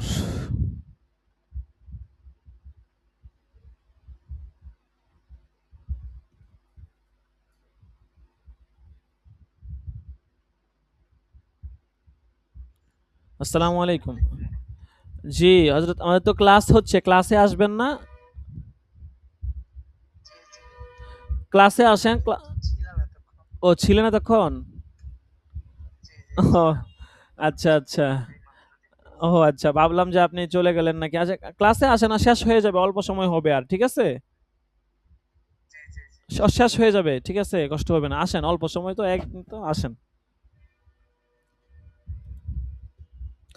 আচ্ছা দেখেন, খুব গুরুত্বপূর্ণ দরস। ঠিক আছে, এগুলো আমাদের জীবনে কাজে লাগবে। ঠিক আছে, দোয়া কবুল করার সময় দোয়া কবুল হওয়ার ব্যাপারে এই দৃঢ় বিশ্বাস রাখা এবং দৃঢ়তার সঙ্গে দোয়া করা। ঠিক আছে, কবুল হবে এরকম বিশ্বাস রাখা এবং দৃঢ়তার সঙ্গে দোয়া করা। যেমন বুখারী শরীফের এক হাদিসে আছে, তোমাদের কেউ এরকম বলবে না, হে আল্লাহ, যদি আপনি চান তাহলে আমাকে ক্ষমা করে দিন, যদি আপনি চান তাহলে আমাকে অনুগ্রহ করুন, এরকম বলবে না। হ্যাঁ, যদি আপনি চান তাহলে আমাকে জীবিকা দান করুন, বরং দৃঢ়তার সঙ্গে প্রার্থনা করবে এবং মনে রাখবে তিনি যা চান তাই তাই করেন, কেউ তাকে দিতে পারে না, বাধ্য করে না। এখন আমরা অনেকে এরকম দোয়া করি যে আল্লাহ, হ্যাঁ, আপনি যদি ভালো মনে করেন তাহলে আমাকে দেন। না না না না না, এইরকম দোয়া না, এরকম দোয়া না। ভালো মনে করি, অনেকে দেখা গেছে, ধরেন আমরা আমাদের অনেক বিষয়ের ক্ষেত্রে আমরা মনে করি যে অনেক ভালো হবে। ঠিক আছে, এখন দোয়া কিভাবে করবে এরকম নাকি, যে আল্লাহ আমি তো গায়েব জানি না, আপনি তাইলে আমাকে যদি ভালো মনে করেন তাহলে আমাকে দেন, এরকম না, এটাকে দোয়া বলে না। আল্লাহ আপনি আমাকে এটা দেন, আমার এটা লাগবেই। যদি এখানে কোনো অকল্যাণ থাকে এটাকে অকল্যাণকে কল্যাণ দ্বারা রূপান্তর করে তারপরে এটা আমাকে দেন। ঠিক আছে, আমরা অনেক সময় দেখা গেছে কোনো ব্যক্তি বা বস্তু সম্পর্কে দোয়া করি। ঠিক আছে, কোনো ব্যক্তিকে আমার লাগবে, তো দোয়া করতে হলে এভাবে করবো যে তাকে আমার লাগবেই লাগবে। ঠিক আছে, তাকে আমি চাই। ঠিক আছে, ব্যাস। এবং সেখানে যদি কোনো অকল্যাণ থাকে সেই অকল্যাণকে পরিবর্তন, আপনি অকল্যাণকে কল্যাণ দ্বারা রূপান্তর করে তকদির পরিবর্তন করে তারপরে আমার নসিবে তাকে নিয়ে আসেন। এইভাবে দোয়া করতে হবে, এটা ব্যক্তি হোক বা বস্তু হোক। আল্লাহ আপনি যদি ভালো মনে করেন তাহলে দেন, আর নাইলে দিয়েন না। এইটা দোয়া না, ঠিক আছে? দেখেন আমরা কিন্তু বুখারী শরীফের হাদিস থেকে এটা জানতে পারলাম। খুব গুরুত্বপূর্ণ একটা সবক আমরা আজকে পেয়ে গেলাম। কাজেই এইভাবে দোয়া করব না। গায়েব জানি না এর কারণে এইভাবে দোয়া করব, এটার কোনো মানে হয় না, ঠিক আছে? তারপরে দেখেন রাসূল সাল্লাল্লাহু আলাইহি সাল্লাম আরো বলেন যে প্রার্থনা কবুল হবে এই দৃঢ় বিশ্বাস থেকে তোমরা প্রার্থনা করবে, এবং জেনে রাখো আল্লাহ কোনো উদাসীন অন্তরের প্রার্থনা কবুল করেন না। দোয়া করতেছি অন্তরের মধ্যে দোয়ার প্রতি কোনো মনোযোগই নেই, এরকম হলে দোয়া কবুল হবে না। ২ নাম্বার বিষয় আমরা খেয়াল রাখবো, বিনয় ও একাগ্রতার সঙ্গে দোয়া করা এবং আল্লাহর অনুগ্রহ লাভ ও তার শাস্তি থেকে বাঁচার প্রবল আগ্রহ নিয়ে দোয়া করা। ঠিক আছে? আল্লাহ তাআলার ক্ষমা করে দিবেন এবং তিনি আমাকে অনুগ্রহ করবেন, এরকম আকাঙ্ক্ষা নিয়ে দোয়া করব। আল্লাহ তাআলা বলেছেন উদউ রাব্বাকুম তাদাররুআও ওয়া খুফিয়া।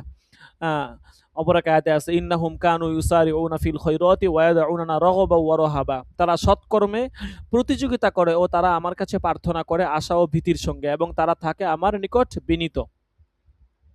একটা হাদিস আছে, হাদিসে দেখেন আ হাদিসটা পড়ি সংক্ষেপে। দেখেন নবী করিম সাল্লাল্লাহু আলাইহি সাল্লাম ইব্রাহিম আলাইহিস সালামের দোয়া সম্পর্কে কোরআনের একটি আয়াত তেলাওয়াত করলেন যে হে আমার প্রতিপালক, এ সকল প্রতিমা তো বহু মানুষকে বিভ্রান্ত করেছে, সুতরাং যে আমার অনুসরণ করবে সে আমার দলভুক্ত। এবং তিনি হযরত ঈসা আলাইহিস সালামের দোয়া সম্পর্কিত কোরআনের এই আয়াতটি তেলাওয়াত করলেন যে তুমি যদি তাদের শাস্তি দাও, ইন তুআযযিবহুম ফাইন্নাহুম ইবাদুক ওয়া ইন তাগফির লাহুম ফাইন্নাকা আনতাল আজিজুল হাকীম। তিনি দুহাত উপরে তুললেন এবং বললেন হে আল্লাহ আমার উম্মত আমার উম্মত, এবং তিনি কাঁদলেন। ঠিক আছে? আল্লাহ বললেন হে জিবরিল তুমি মুহাম্মদের কাছে যাও, জিজ্ঞেস করো অবশ্য তোমার প্রভু ভালো জানেন তাকে কিসে কাঁদিয়েছে। জিবরাইল আলাইহিস সালাম রাসূল সাল্লাল্লাহু আলাইহি ওয়াসাল্লামের কাছে আসলেন, তাকে বললেন তার কাঁদার কারণ কি। তখন আল্লাহ তাআলা তো তিনি বললেন যে আল্লাহ তাআলা তো অবশ্যই জানেন। আল্লাহ বললেন হে জিবরিল তুমি মুহাম্মদের কাছে যাও এবং বলো আমি অবশ্যই তার উম্মতের ব্যাপারে তাকে সন্তুষ্ট করব, তাকে এই ব্যাপারে অসম্মান করব না। অর্থাৎ যতটুকু করলে তিনি সন্তুষ্ট খুশি হয়ে যান ততটুকু করব। এখন দেখেন রাসূল খুশি কখন হবে? যখন আমরা রাসূলের সুন্নত মানতে পারবো, রাসূলের দেখানো পথে চলতে পারবো, রাসূলের জন্য দুরূদ পড়ব, তখন তিনি খুশি হবেন।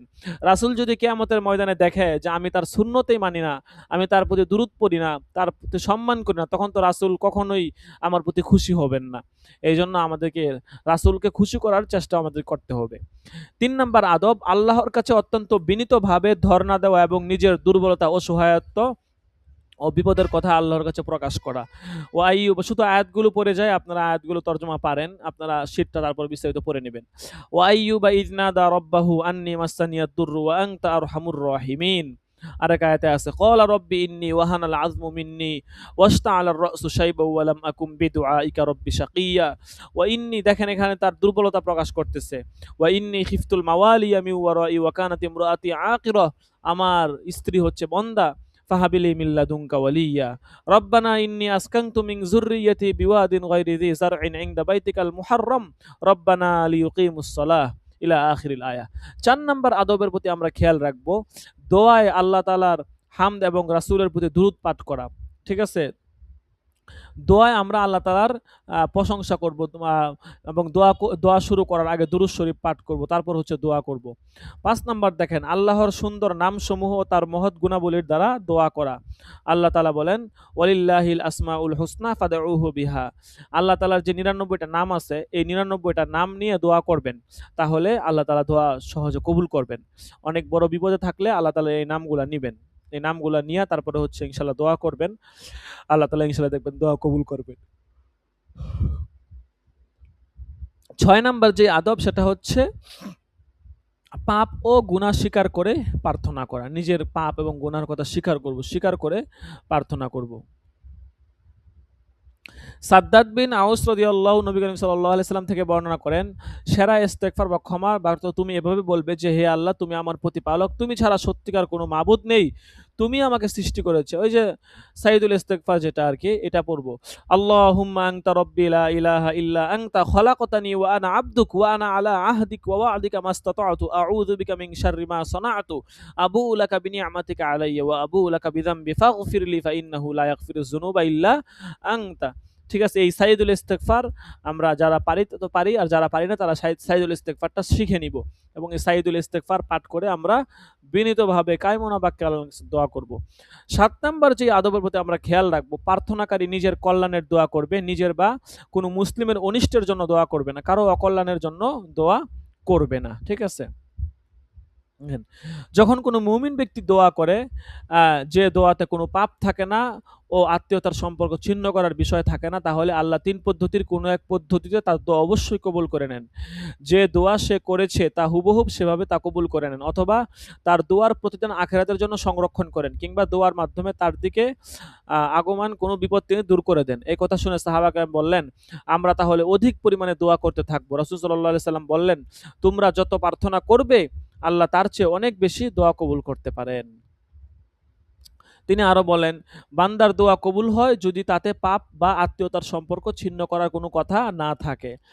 মুসলিম শরীফের এক হাদিস আছে, তিনি বলেন, তোমরা নিজেদের বিরুদ্ধে দোয়া করবে না, নিজেদের সন্তানদের বিরুদ্ধে দোয়া করবে না, এবং নিজেদের সম্পদের বিরুদ্ধে দোয়া করবে না। অনেক সময় আমরা সন্তানদেরকে অভিশাপ দেই, আমরা এই কাজ করব না। ঠিক আছে? তারপর দেখেন, সৎ কাজের উসিলা দিয়ে দোয়া করা। আমরা সৎ কাজের উসিলা দিয়ে কি করব? দোয়া করব। ঠিক আছে? ওই যে একটা হাদিস আমরা জানি, ঠিক আছে, ৩ ব্যক্তির কথা বলা হয়েছে, ঝড় বৃষ্টির রাতে পাথর দেশে পড়ার কারণে ৩ গুহায় তারা আটকে গেছিল। তখন তারা প্রত্যেকে নিজ থেকে নেক আমলের উসিলা দিয়ে দোয়া করতেছিল। একজন পিতামাতার সাথে সেবার কথা বলতেছিল, আরেকজন ব্যভিচারের সুযোগ পাওয়া সত্ত্বেও এই কাজ থেকে বিরত থাকার কথা বলতেছিল। হ্যাঁ, আরেকজন আমানত রক্ষা করেছে, তাকে ফেরত দিয়েছিল। এরকম সৎ কাজের উসিলা দিয়ে দোয়া করব।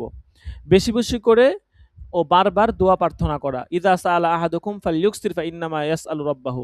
তোমাদের কেউ যখন দোয়া করে সে যেন বেশি বেশি করে দোয়া করে, এবং কেননা সে তার প্রভুর কাছে প্রার্থনা করছে। খুব বেশি বেশি করে দোয়া করবে, তো আল্লাহ তাআলা দোয়া কি করবেন? কবুল করবেন। সুখে দুঃখে সর্বাবস্থায় দোয়া করা। একটু আগে বলেছিলাম যে সর্বাবস্থায় দোয়া করলে তখন আশা করে যে আল্লাহ তাআলা দোয়া কবুল করবেন। যে চায় আল্লাহ বিপদে মুসিবতে তার প্রার্থনা কবুল করুন, সে যেন সুখের সময় আল্লাহর কাছে বেশি করে প্রার্থনা করে। তিরমিজি এবং মুস্তাদরাকে হাকিম। দোয়ার বাক্য ৩ বার করে উচ্চারণ করা। কোন কোন দোয়ার বাক্য আমরা ৩ বার করে উচ্চারণ করব। ঠিক আছে? আল্লাহুম্মা আলাইকা বিকুরাইশ, আল্লাহুম্মা আলাইকা বিকুরাইশ, আল্লাহুম্মা আলাইকা বিকুরাইশ। হে আল্লাহ, কুরাইশদের তুমি পাকড়াও করো, কুরাইশদের তুমি পাকড়াও করো, কুরাইশদের তুমি পাকড়াও করো। আচ্ছা, দোয়ায় উচ্চস্বর পরিহার করা। অনেকে অনেক জোরে জোরে দোয়া করে। জোরে জোরে দোয়া তো সবসময় মানায় না। বাকি আমরা যখন একাকী দোয়া করব তখন নিম্ন স্বরে দোয়া করব, উচ্চস্বর পরিহার করব। উদউ রাব্বাকুম তাদাররুআ ওয়া খুফিয়া ইন্নাহু লা ইউহিব্বুল মুতাদিন। তিনি সীমা লঙ্ঘনকারীদের পছন্দ করেন না। এই আয়াতে গোপনে দোয়া করতে বলা হয়েছে। এই দোয়ায় সীমা লঙ্ঘন সম্পর্কে সতর্ক করা হয়েছে। প্রায় সকল তাফসীরবিদদের অভিমত হচ্ছে, এই আয়াতে সীমা লঙ্ঘনকারী বলতে তাদের বোঝানো হয়েছে যারা উচ্চ আওয়াজে দোয়া করে। আল্লাহ তাআলা নবী মুহাম্মদ সাল্লাল্লাহু আলাইহি ওয়াসাল্লাম বলেছেন, ইযনাদা রাব্বাহু নিদাআন খফিয়া। খফিয়া যখন হচ্ছে তিনি খফিয়া গোপনে কি করতেন? দোয়া করতেন। আইয়ুহান নাস আরবাউ আলা আনফুসিকুম ইন্নাকুম লা তাদউনা আসাম্মা ওয়ালা গায়িবান ইন্নাকুম তাদউনা সামিআন করিবান হুয়া মাআকুম। হে মানব সকল, তোমরা নিজেদের ব্যাপারে মধ্যম পন্থা অবলম্বন করো। ঠিক আছে? তোমরা কোনো বধির বা অনুপস্থিত সত্তাকে ডাকছো না। এমন না যে জোরে দোয়া না করলে আল্লাহ শুনবে না। ১৩ নাম্বার, দোয়া প্রার্থনার পূর্বে অজু করা। অজু করে আমরা দোয়া করব। হাদিসে পড়ে নেবেন। ১৪ নাম্বার, দোয়ায় দুহাত উত্তোলন করা। হাত উত্তোলন করে আমরা দোয়া করব। হযরত ইবনে ওমর বলেন, নবী করিম সাল্লাল্লাহু আলাইহি ওয়াসাল্লাম ২ হাত তুললেন এবং বললেন, হে আল্লাহ, খালেদ যা করেছে আমি সে ব্যাপারে তোমার কাছে দায়িত্বমুক্ত।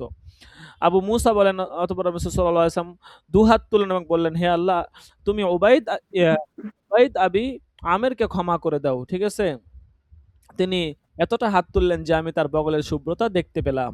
তার মানে বোঝা গেল যে ২ হাত তুলে দোয়া আমরা করব। ১৭ নাম্বার, কেবলামুখী হয়ে দোয়া করা। এই ১৫টা বিষয় গেল। কেবলামুখী হয়ে আমরা কি করব? দোয়া করব। তাইলে দোয়ার সময় কেবলামুখী হওয়া মুস্তাহাব। হাদিসে এসেছে, ইস্তাকবালান নবী সাল্লাল্লাহু আলাইহি ওয়াসাল্লাম আল কাবা ফাদাআ আলা নাফারিন মিন কুরাইশিন। রাসূল সাল্লাল্লাহু আলাইহি ওয়াসাল্লাম আব্দুল্লাহ ইবনে মাসউদ থেকে বর্ণিত, তিনি বলেন যে নবী করিম সাল্লাল্লাহু আলাইহি ওয়াসাল্লাম কাবার দিকে মুখ করলেন এবং কতিপয় কুরাইশ নেতাদের বিরুদ্ধে কি করলেন? দোয়া করলেন। তাইলে এই যে আমরা হচ্ছে যে আপনার প্রায় ১৫টা বিষয়, এই ১৫টা বিষয়ে আমরা দোয়ার প্রতি খেয়াল রাখবো। দেখেন, এখন একটা কথা আমি আমার নিজেকে জিজ্ঞেস করি এবং আপনাদেরকেও জিজ্ঞেস করি। প্রথমে আমি আমার নিজে ইস্তাফতি কলবাক, নিজেকে নিজে জিজ্ঞেস করি। সেটা হচ্ছে যে এই যে ১৫টা বিষয়ের খেয়াল করার কথা বলা হয়েছে, আমি কয়টা বিষয়ে খেয়াল করে দোয়া করি বলেন? এই ১৫টা বিষয় যে বলা হয়েছে, দোয়ার আদব ১৫টা বিষয়, আমি নিজেকে একটু জিজ্ঞাসা করি যে আমি যখন দোয়া করি বা আমার সমস্যাগুলোর কথা যখন আল্লাহ তাআলাকে একান্তে বলি, আমি এত সমস্যার মধ্যে আছি। তো আমি এই ১৫টা বিষয়ের থেকে কয়টা বিষয়ের প্রতি খেয়াল করে আমি দোয়া করি। আবার আশা রাখি আমার দোয়া কবুল হোক। তাহলে কিভাবে দোয়া কবুল হবে? যখন এই ১৫টা বিষয় আমরা আ আ আরো অনেক বিষয় আছে, যখন এই ১৫টা মৌলিক বিষয় আমরা পুঙ্খানুপুঙ্খানুভাবে আমরা যখন খেয়াল করে দোয়া করব, তখন আশা করা যায় আমাদের দোয়া কি হবে? কবুল হবে।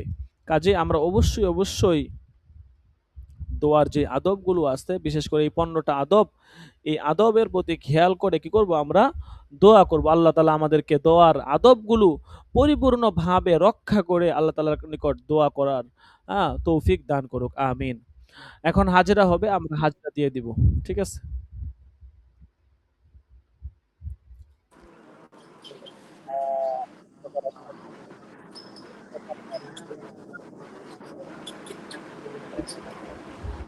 জি প্রেজেন্ট। জি, মাহমুদুল হাসান আছেন? জি জি লাব্বাইক। আচ্ছা। আপনার তো যেহেতু আপনি বিগত ৩ টা দরসে ছিলেন না, ওইটা আপনার এটা আপনার হাজিরার মধ্যে ধরা হবে না। ওইটা হাজিরাই ধরা হবে। ঠিক আছে? আ যেন বাকি সবকগুলোতে যদি উপস্থিত থাকতে পারেন তাহলে ইনশাআল্লাহ হাজিরার পুরস্কার পাবেন। কাজেই এটা আপনার প্রতি একটা রিকোয়েস্ট থাকবে। আপনি আ যেন সারা বছর দরসে উপস্থিত থাকতে পারেন। ঐরকম একটা মন মানসিকতা নিয়ে ইনশাআল্লাহ সবকে থাকার চেষ্টা কইরেন। ইনশাআল্লাহ। ইনশাআল্লাহ। আচ্ছা, মাহদী হাসান ৩ নাম্বার দাখেলা। লাব্বাইক ওস্তাদ জি, লাব্বাইক। তারপর আবু বকর সিরাজি। আবু বকর সিরাজি সাহেব আজকে ছিল না। ৩ দিন তো ছিল, আজকে হঠাৎ করে নাই। ঠিক আছে? মনে হচ্ছে কোনো সমস্যা। মাহমুদ হাসান। মাহমুদ হাসান পরাদ নাই। মাহমুদ হাসান ৫ নাম্বার দাখেলা। আর বলতেছে নেটে সমস্যা নাকি? কি বলবো, ঝড় তুফান হইতেছে। জাবের আহমদ নাই। আব্দুর রহমান নাফি ৭ নাম্বার দাখেলা। হযরত আব্দুল নাফি রহমান কিনা? আব্দুল নাফি রহমান, আচ্ছা। হুম। রহমান লাব্বাইক। আপনার পরে। হুম। আচ্ছা, উমর জি, ফারুক আমার আছে? রহমান। উমর ফারুক। লাব্বাইক লাব্বাইক আপনি লাব্বাইক। গত ২ টা সবকে ছিলেন না, গাইন দেখা যাইতেছে। আমি ওস্তাদ জি আমি ছিলাম গত বৃহস্পতিবার, তবে আমি আজকে কাউকে পাইনি, তারপরে কারেন্ট চলে গেছিল। ও, এর আগেরটাতেও ছিলেন না। আচ্ছা, গত বৃহস্পতিবার এটা ঠিক করে দিলাম। বাকিগুলা থাকার চেষ্টা করেন। ঠিক আছে? জি ওস্তাদ জি আমি এর আগের হাজিরাও ছিলাম, ক্লাস একটাও মিস দেই নাই। ও আচ্ছা, আচ্ছা, মিস দেন। এর আগের হাজারে তো ছিলেন না আপনি। ২ দিন ২ নাম্বার সবকেও ছিলেন না, গাইন দেখা যাইতেছে। আমি জি ওস্তাদ জি আমি মেসেজ করে বলে দিছিলাম আমার সমস্যার কথা, আমি একটা ঘন্টাও মিস দেই নাই। ও আচ্ছা, ঠিক আছে, তাইলে আমি আপনার সবগুলো হাজিরা দিয়ে দিলাম, কিন্তু সামনে থেকে মিস দিবেন না। ঠিক আছে? জি জি সামনে থেকে মিস দিলে কিন্তু হচ্ছে যে হাজিরা গাইন পড়ে যাবে, পুরস্কার পাবেন না। আচ্ছা, জি ওস্তাদ। মুস্তাকিম বিল্লাহ আছে? নাই। এরপর হচ্ছে আব্দুল বাসের ফারুকী। আচ্ছা, ঠিক আছে, আজকে এ পর্যন্তই। আরেকবার মঙ্গলবার দিন সবক হবে। এর আগে সবক হবে না। আমরা সকলে ইনশাআল্লাহ সময় মতো চলে আসব এবং আ আ যে সবকগুলো দেওয়া হচ্ছে শীটগুলো আমরা ভালো করে মুতালা করব। সকলেই ভালো থাকবেন, সুস্থ থাকবেন। ইনশাআল্লাহ সোমবার দিন আবার সবকে আমাদের ইনশাআল্লাহ মুলাকাত হবে। ততক্ষণ পর্যন্ত ভালো থাকবেন, সুস্থ থাকবেন। আল্লাহ হাফেজ। আসসালামু আলাইকুম ওয়া রাহমাতুল্লাহি ওয়া বারাকাতুহু। ওয়ালাইকুম আসসালাম ওয়া রাহমাতুল্লাহি ওয়া বারাকাতুহু।